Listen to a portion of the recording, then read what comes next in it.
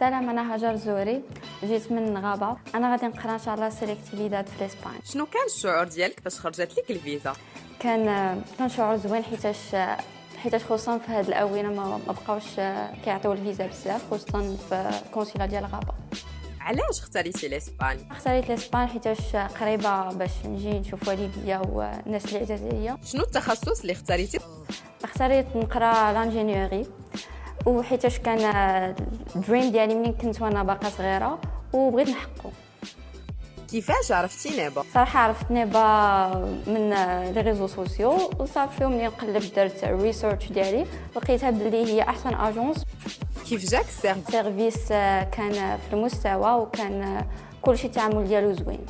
كلمه في حق نيبا. شكرا بزاف، الفضل كله كيرجع لنيبا من بعد الله سبحانه وتعالى. مبروك عليك البيي. ميرسي بوكو نيبا.